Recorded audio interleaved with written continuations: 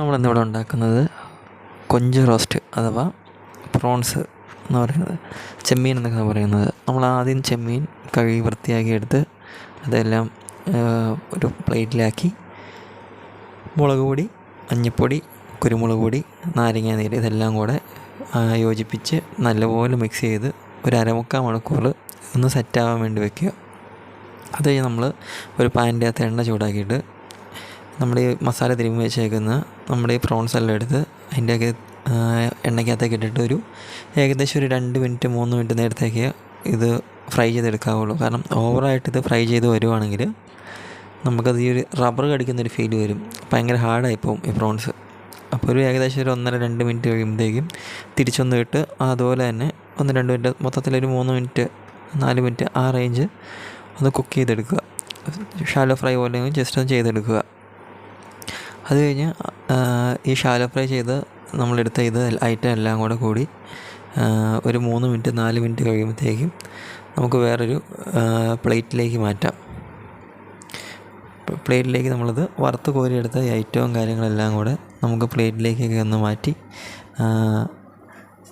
നമുക്ക് കറിക്ക് വേണ്ടിയിട്ടുള്ള കാര്യങ്ങളൊക്കെ നമുക്ക് ചെയ്യാൻ വേണ്ടിയിട്ട് ജസ്റ്റ് ഒന്ന് ഫ്രൈ ചെയ്തെടുത്ത് കഴിഞ്ഞിട്ട് ഇനി എടുത്ത് നമുക്ക് ഇത് റോസ്റ്റ് ചെയ്യാൻ വേണ്ടിയിട്ടുള്ള കാര്യങ്ങളെല്ലാം നോക്കാം.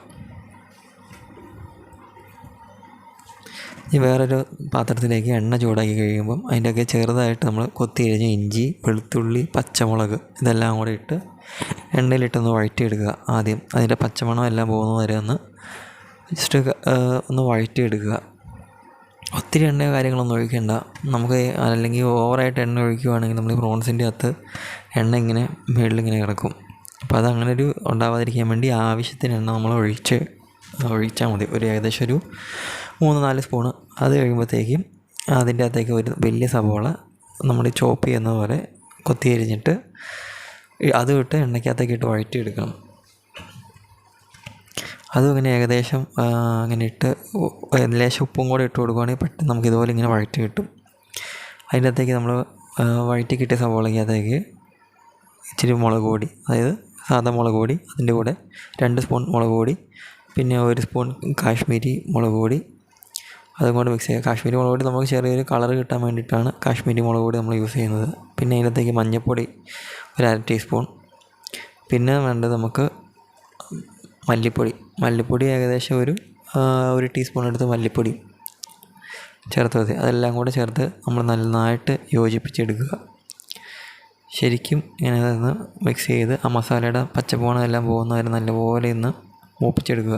അത് കഴിഞ്ഞ് അതിൻ്റെ അകത്തേക്ക് ഒരു 1/2 ഗ്ലാസ് വെള്ളം, അല്ലെങ്കിൽ കുറച്ച് വെള്ളം ഒഴിക്കുക. ആവശ്യത്തിന് എത്ര വെള്ളം എന്ന് പറഞ്ഞത് അത് നമ്മൾ ജസ്റ്റ് ഒന്ന് ആ ഗ്രേവി ഒന്ന് തിക്കായി കിട്ടാൻ വേണ്ടിയിട്ടുള്ളൊരു കൺസിസ്റ്റൻസി കിട്ടാൻ വേണ്ടിയിട്ട് ജസ്റ്റ് എടുക്കുക. അതൊന്ന് കുക്കായി കഴിയുമ്പോഴത്തേക്കും നമ്മൾ വറുത്ത് കോരി മാറ്റി വെച്ചിരുന്ന പ്രോൺസ് എടുത്ത് നമ്മളിതിലേക്ക് അങ്ങ് മിക്സ് ചെയ്യണം.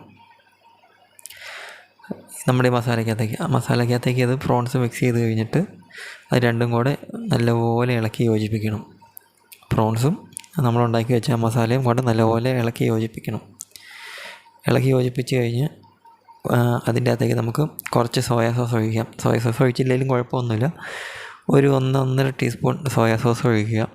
അതനുസരിച്ച് 2-3 സ്പൂൺ, ഒരു 3 സ്പൂൺ വരെ ടൊമാറ്റോ സോസും കൂടെ ഒഴിക്കുകയാണെങ്കിൽ നമുക്ക് വേറൊരു ഫ്ലേവറിൽ ചെറിയൊരു ടേസ്റ്റ് വ്യത്യാസത്തിൽ കിട്ടും, ഒരു പുതിയ ഫ്ലേവർ. ഇപ്പം നമ്മൾ സോയാ സോസും ടൊമാറ്റോ സോസും ഇല്ലെങ്കിലും ഒഴിച്ചില്ലെങ്കിലും കുഴപ്പമില്ല.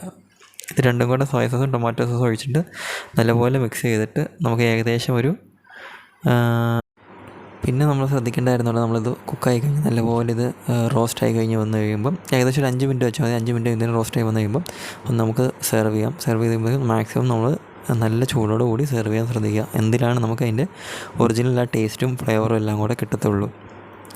അപ്പം വീഡിയോ എല്ലാവർക്കും ഇഷ്ടപ്പെട്ടെങ്കിൽ ഷെയർ ചെയ്യണം, ലൈക്ക് ചെയ്യണം, സബ്സ്ക്രൈബ് ചെയ്യണം.